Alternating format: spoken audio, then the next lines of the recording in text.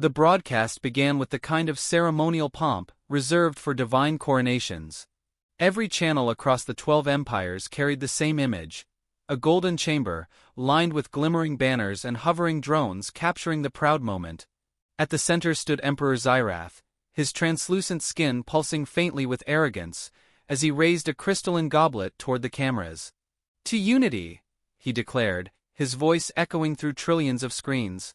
"To the future where humanity joins the stars, not as savages, but as contributors to the great genetic harmony." 5 human women stood behind him, their faces pale, dresses glittering under alien light.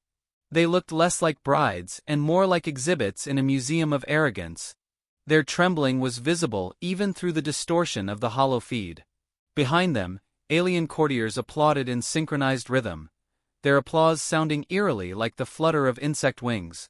The Empire's announcement spread like wildfire: celebration for aliens, disbelief for humanity. The caption read, 5 human women chosen as celestial brides for peace.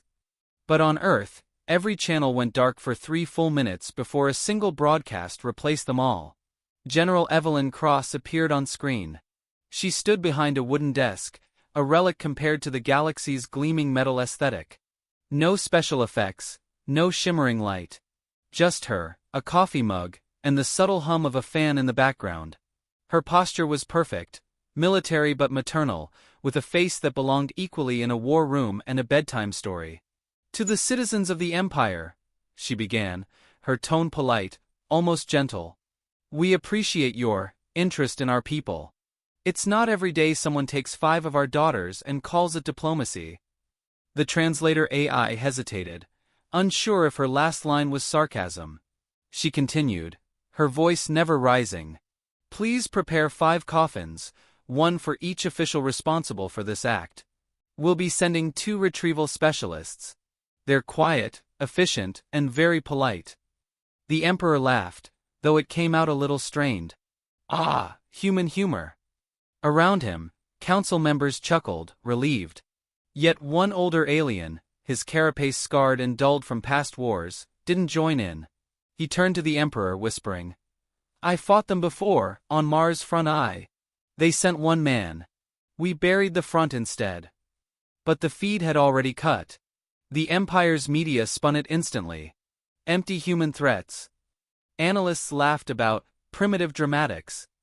A commentator sneered, "They still think intimidation works in the age of empathy." Yet, on the diplomatic side of things, something subtle began to shift. Earth's channels went offline, not disabled but waiting.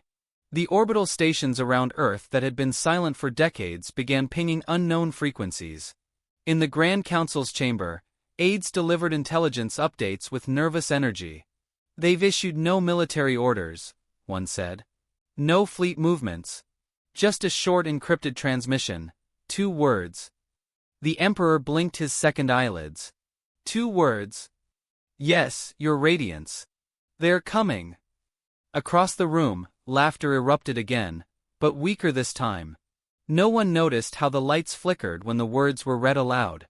Far away, aboard a small transport ship drifting through the void, 2 human figures sat in silence.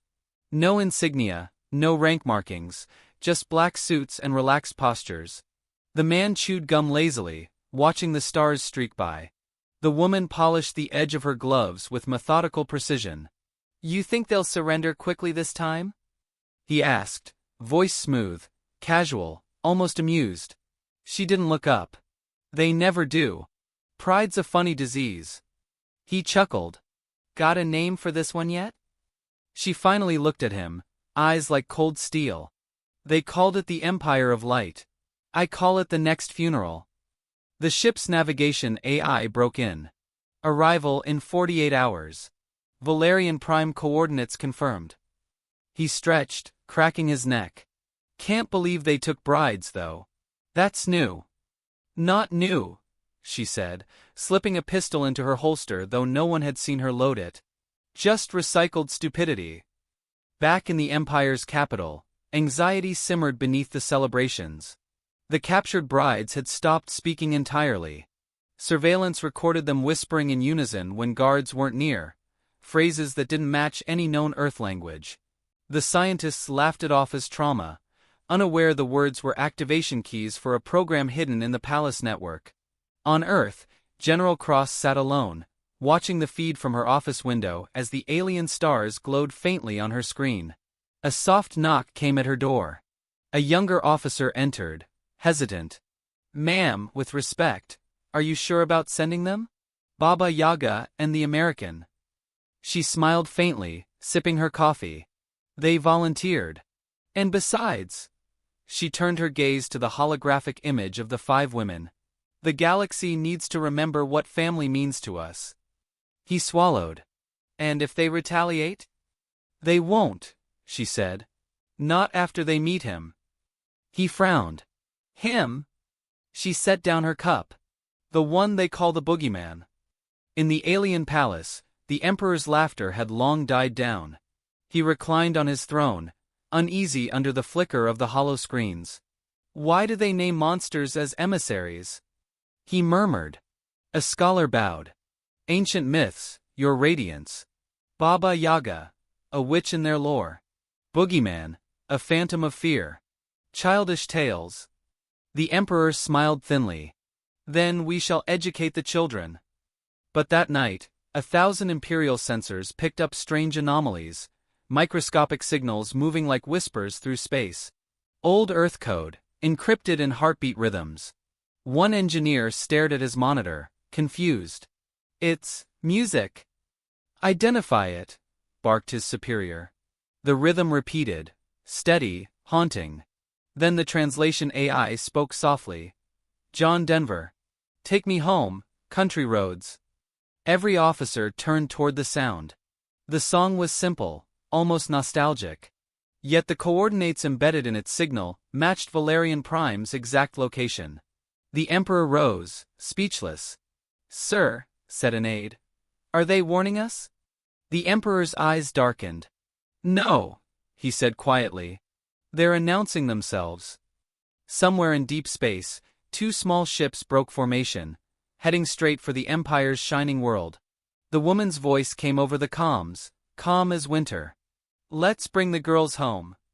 The man smiled, leaning back in his seat, humming along to the song echoing across alien frequencies. "Guess we're back in business." Silence followed, heavy and final. Across the galaxy, the arrogant and the wise alike paused their laughter as the same line played over every frequency, in every language. Almost heaven, West Virginia. It was not a song anymore. It was a declaration. And by the time the last note faded, the Empire of Light realized that for the first time in centuries, the darkness they feared wasn't coming from the stars beyond. It was coming from Earth. Valerian Prime hung beneath the twin suns like a jeweled serpent, beautiful, decadent, and coiled with arrogance. Its marble spires pierced a violet sky, while fleets patrolled above, glittering in ceremonial formation. The palace at its heart shimmered with mirrored shields, proud to display its invincibility. Within those walls, the 5 stolen brides sat in silence, their reflections fragmented by the golden lattice of their confinement. The Empire called it honor. The women called it a cage. 1,000 ships watched from orbit as 2 small human transports breached the system's perimeter. No weapons, no escorts, no threats. Just 2 names logged into the arrival records: Agent Yaga, Operative Wickham. The guards laughed at the absurdity. 2 individuals arriving unarmed to the most fortified world in the Empire. But when the first transmission came through, laughter turned to confusion. "Valerian Prime Control," said a calm, female voice. "This is the retrieval team. Kindly open your gates." Her tone was courteous, melodic, so utterly human that the command center hesitated. The operator stammered. "Identify your vessel class." "Unarmed diplomatic courier," the voice replied. "We brought tea." A second voice, male this time, followed, smooth and almost lazy. "And cake. Wouldn't want to make this awkward." They laughed again, nervous this time. The sensors showed no weaponry, but the ships didn't decelerate either. Then, with impossible precision, they halted at the edge of the planet's gravity well. No thrusters, no visible propulsion, just stillness, like two sharks waiting for a heartbeat. The landing was quiet. Two figures stepped out of the crafts onto the marble landing field, both human, both radiating something more dangerous than fire: patience. The woman wore a long, ash-gray coat, her black hair tied back in a braid that swung with military precision. Her pale eyes scanned the horizon, as though she were measuring where to bury it. The man beside her chewed gum, sunglasses reflecting the burning twin suns. His uniform was casual but spotless, sleeves rolled to the elbow, revealing faded scars shaped like old maps. Alien soldiers lined the platform, weapons humming. Their commander stepped forward, forearms crossed over his chest, mandibles twitching. "You are outnumbered 1,000 to 2. Surrender your devices." The woman smiled faintly. "We have no devices." The man nodded. "Just bad tempers." The commander sneered, stepping closer. "You will kneel before the Emperor." She tilted her head. "I don't kneel. I dance." Before anyone could respond, the commander's weapon sputtered, his armor lights flickering as if strangled by invisible hands. His limbs trembled. His mandibles froze midward. He toppled forward without a sound. The others raised their rifles, but the woman merely tapped the hilt of her glove. A pulse spread across the courtyard, silent, invisible, and every alien soldier's weapon shut down simultaneously, smoke curling from their grips like incense from an altar. The man exhaled, unimpressed. "We said no devices. That's human courtesy, not honesty." They walked past the fallen soldiers as though stepping over puddles. The palace gates, recognizing the intrusion, sealed shut with a thunderous clang. Baba Yaga placed her palm on the door.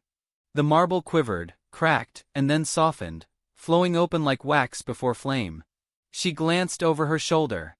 "Do keep up, boogeyman. We're guests, not invaders." He grinned. "Guests who weren't invited, sugar. That makes us legends." Inside, the palace glowed with alien opulence, ceilings of liquid crystal, halls perfumed with spice and ozone. Alien attendants scurried away, whispering warnings in 100 dialects. The two humans walked calmly through the chaos, boots clicking in perfect rhythm. To the watching eyes of the Empire, their path was suicide. To humanity, it was choreography. The Emperor awaited them in the central atrium, flanked by guards wearing armor laced with energy fields. Behind him, the 5 brides stood in translucent cages, their faces pale but alert. He rose, towering, every inch the monarch of 10,000 worlds. "Welcome, emissaries of Earth," he said. "You have come far to retrieve what now belongs to the Empire." The man took off his sunglasses, smiling softly. "Belongs? You sure about that word?" The Emperor's bioluminescent eyes narrowed. "Your species should be grateful to be chosen. We elevate, we preserve. You breed chaos." Baba Yaga's tone was smooth, like ice over a blade. "Then consider this our preservation instinct." He waved his hand. "Arrest them." Guards surged forward, but halfway across the marble they froze mid-stride. Their armor began to hum, then shatter, as if the molecules were rejecting cohesion itself. Baba Yaga didn't move. Her eyes glowed faintly blue. "Your technology," she said quietly, "runs on resonance frequencies. We studied them." Boogeyman cracked his neck, stepping forward. "We don't fight with anger, Your Majesty. We fight with math." The Emperor growled, but a flicker of fear passed across his crystalline face. He gestured for reinforcements. In the distance, alarms blared, planetary defenses engaging. "Careful," the man murmured, glancing at the glowing sky through the palace's open dome.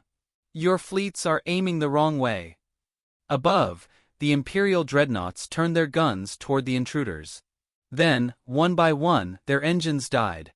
No explosions, no violence, just silence, as if obedience had been erased from metal. The ships drifted lifelessly across the sky like broken halos. "What have you done?" The Emperor shouted. "Sent you a message," said the woman. "Humanity doesn't invade. We retrieve." The boogeyman took a slow step closer, his voice now devoid of humor. "You touched our people. You took wives, mothers, daughters. That means you took family. And where we come from? He leaned in, whispering just loud enough for the microphones to catch.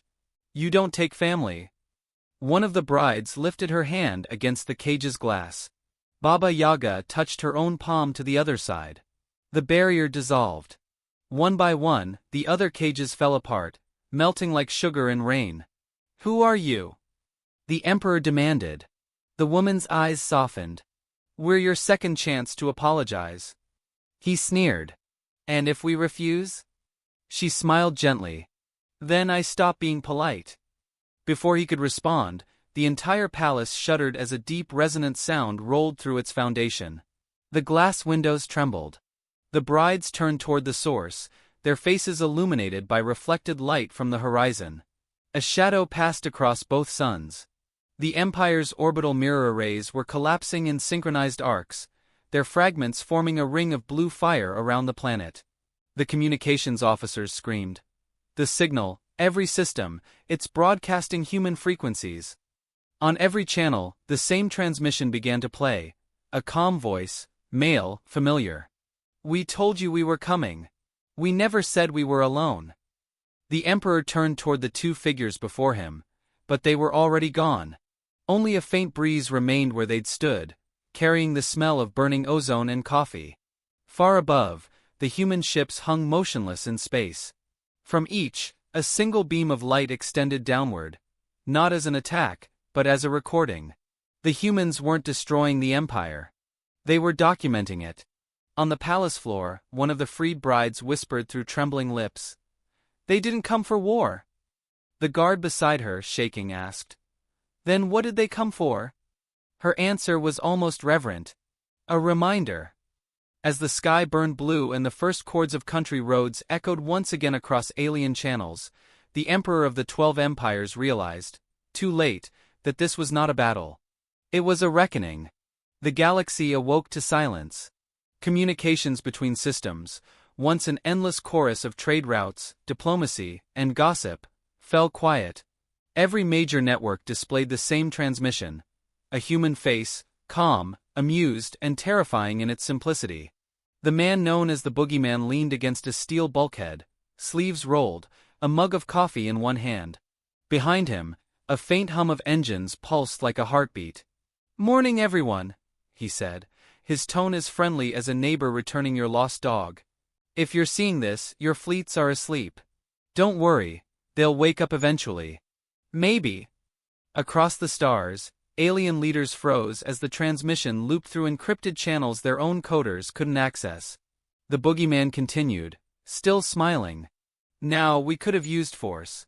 Explosions, big speeches, all that hero junk. But honestly, we're trying to be mature about this. You took 5 women. 5. That's not an invasion, it's an insult. So here's the deal. You return them, apologize on record, and promise never to touch our people again. Or," he took a slow sip, "or we'll teach you how Earth apologizes." The broadcast ended with a simple melody, a slow, humming version of Country Roads. That was the worst part. Not a weapon, not a threat, just that song echoing into every corner of the galaxy, simple and unstoppable. On Valerian Prime, panic rippled through the streets. Crowds gathered under hollow screens, watching images of their own dreadnoughts drifting dead in orbit. Soldiers muttered prayers, nobles fled into bunkers. The emperor paced inside his throne chamber, his hands trembling despite his attempts at regal poise. "How can 2 humans do this?" he hissed. "2." His advisors scrambled through scrolls of code and telemetry data. "It's not 2, Your Radiance," one finally said, voice cracking. "Every major system connected to our network is infected. They didn't invade, they reprogrammed us." The Emperor turned sharply. "Explain." The advisor swallowed. "Every ship, every relay, every security camera. They used our own empathy algorithms. The ones we designed to prevent war. They made the machines listen." The Emperor slammed a clawed fist into the console, splintering it. "Then make them stop listening." Across the chamber, one of the freed human brides stepped forward, wrapped in a cloak that belonged to a fallen guard. Her eyes held no fear now. You can't, she said softly. They've already learned your language. Your systems are singing our songs. He stared at her as though she were a ghost. What are you? She smiled faintly. The lesson you refuse to learn. High above, the two human operatives stood on the palace balcony, watching the world below spiral into chaos. Baba Yaga's expression was serene, her hair whipping in the wind like black smoke. They still think this is war, she said. The boogeyman rested his hands on the railing. That's the fun part. They'll call it that for centuries. Her voice dropped to a whisper. You pity them. He shrugged. Only the ones who don't deserve what's coming. She turned, studying him with quiet interest. You've changed. Maybe, he said, his gaze distant. Maybe I just got tired of pretending humanity's gentle. She smirked. We never were. Below, the Empire's grand military network flickered with the faces of its own soldiers, each repeating fragments of the boogeyman's message. The virus didn't destroy, it translated. It whispered empathy into weapons, guilt into systems, fear into command structures. Entire fleets began transmitting images of the captured brides across the cosmos. The truth was no longer rumor, it was evidence. On one remote moon, a broadcast replayed in a dim tavern filled with alien mercenaries.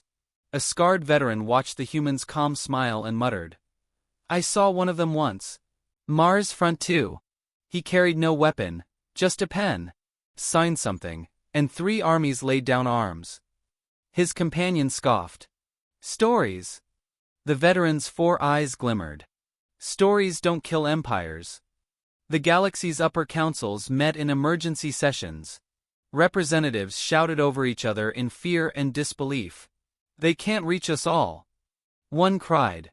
We'll shut down the relays. But when they tried, the relays answered in human voices, gentle, polite, but firm.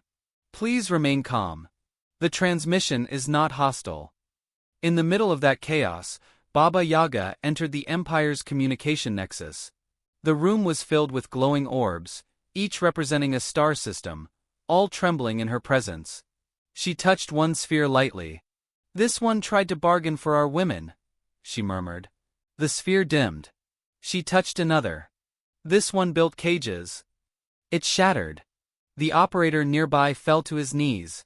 Mercy. Her gaze softened. Mercy is all we ever offer. You should have accepted it earlier. Meanwhile, the boogeyman stood inside the Emperor's war chamber, staring at a wall of holograms depicting collapsing front lines. The Emperor himself entered, armor cracked, pride unraveling. You could have ended this with blood, the alien rasped. Instead, you humiliate us. Why? The boogeyman's expression was unreadable. Because blood would make martyrs. Shame makes memory. You think you're righteous? The Emperor spat. You think your kind are gods? No, he said softly. We're parents. We protect our own. Outside, thunder rolled. Not from the sky, but from orbit, where the human ships had formed a silent ring around the planet. Their formation pulsed rhythmically, like a heartbeat synced with the world below. The Emperor gazed up, voice trembling. Is that a weapon? Recorder, the boogeyman replied. We're broadcasting everything. Every scream, every command, every coward's plea. Your descendants will hear it. Forever. Baba Yaga entered quietly, brushing dust from her coat. The women are safe. Preparing extraction. The boogeyman nodded. Good. Then start the upload. The Emperor roared, lunging forward, claws raised. You can't erase the Empire. She stopped him with a single look, her voice calm as a prayer. We're not erasing you. We're archiving you. The floor pulsed blue. Holograms of the captured brides expanded, filling the chamber with their ghostly faces. The system began projecting memories, their fear, their captivity, their defiance. Every citizen of the Empire saw through their eyes what it meant to be human in chains. For the first time in generations, the galaxy fell silent again, not from fear, but from shame. The boogeyman's voice echoed through every relay, gentle, final. We don't start wars. We end lessons. One of the brides turned toward him. Will they ever understand? He met her gaze. Understanding isn't required. Fear works faster. The upload reached its peak, the light consuming the skies, until the entire horizon glowed blue. Then, with a soft hum, the light withdrew, leaving Valerian Prime untouched, quiet, and utterly defenseless. The boogeyman looked toward Baba Yaga. Phase 2. She nodded. Already in motion. From deep within the planet's core, a signal pulsed outward, slow, deliberate, unstoppable. It wasn't destruction. It was invitation. Every network across the galaxy began receiving encrypted coordinates labeled only with one phrase. Come meet Earth.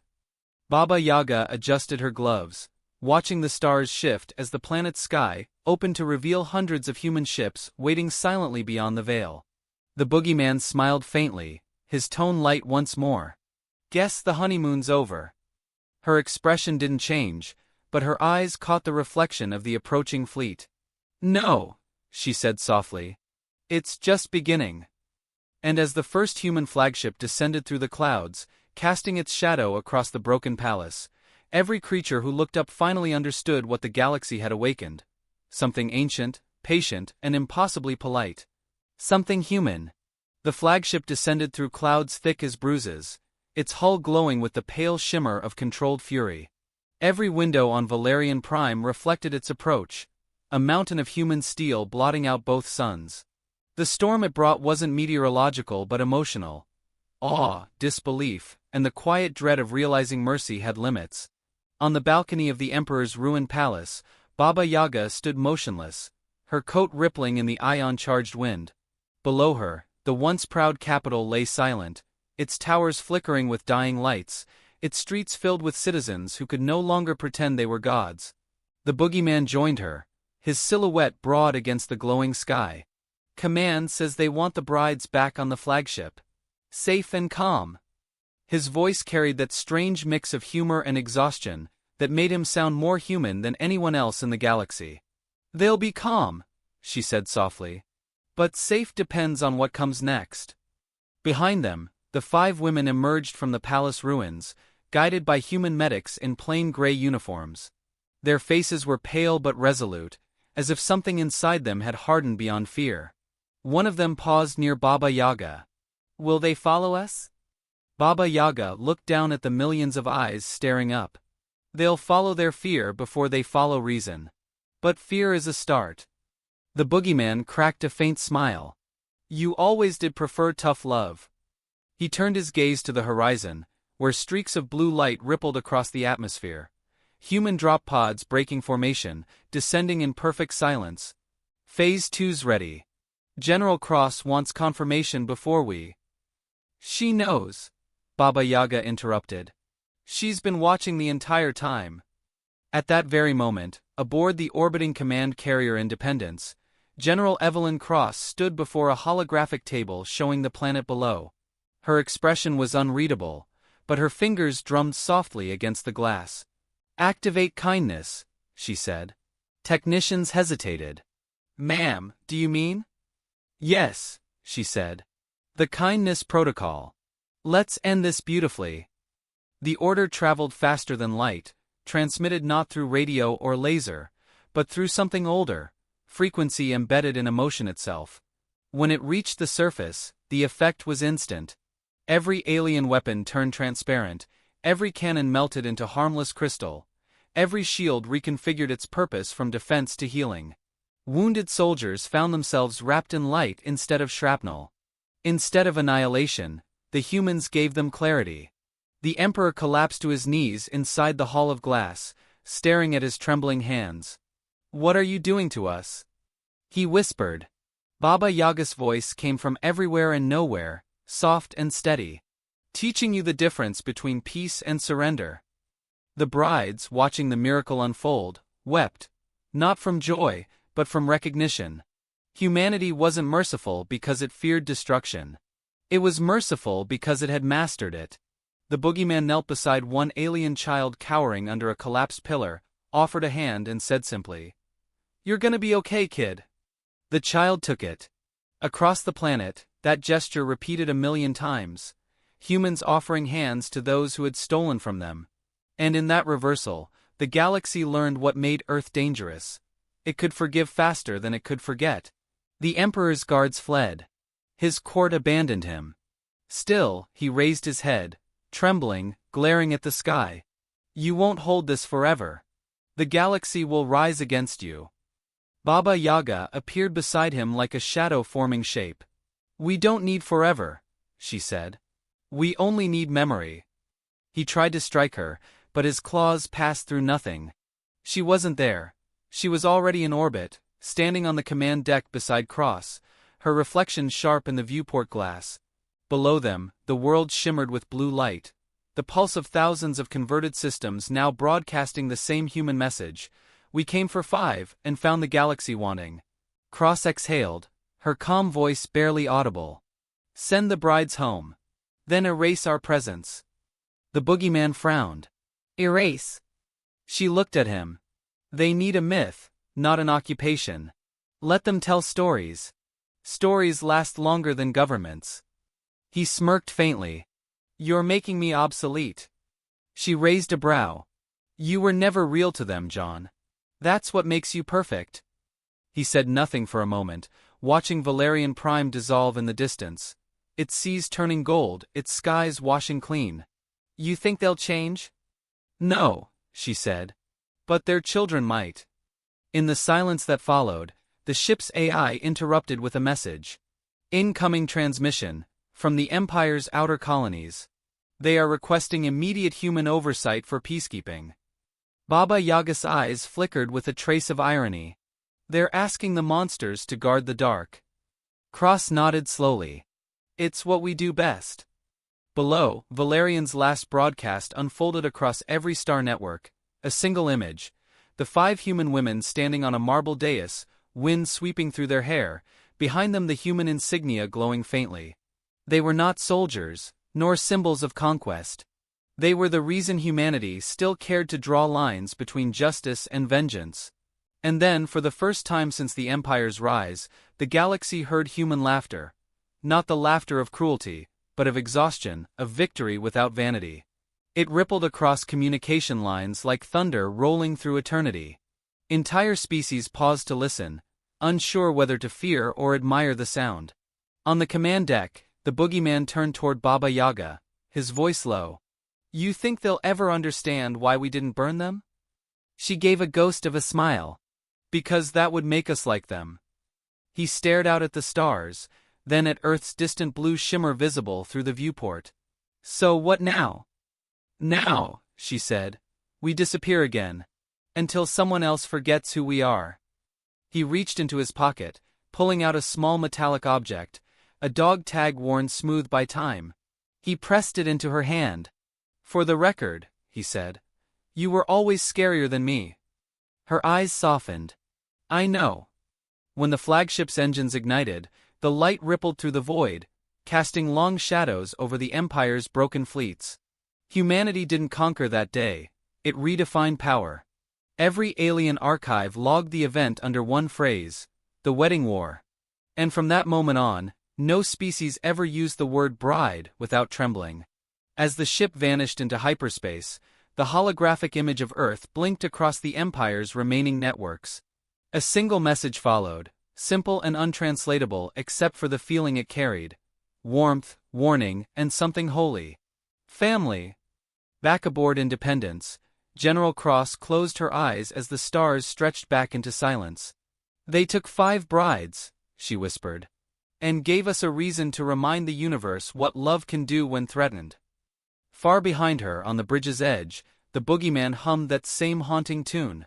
Country roads echoed once more across the empty halls, drifting into space like a lullaby for gods. And somewhere in the heart of the galaxy, an alien child whispered to his mother, pointing at the stars, "Will they come back?" The mother didn't answer.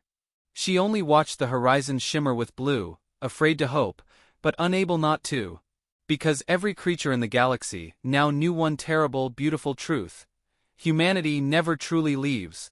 It just waits for someone foolish enough to take what it loves again.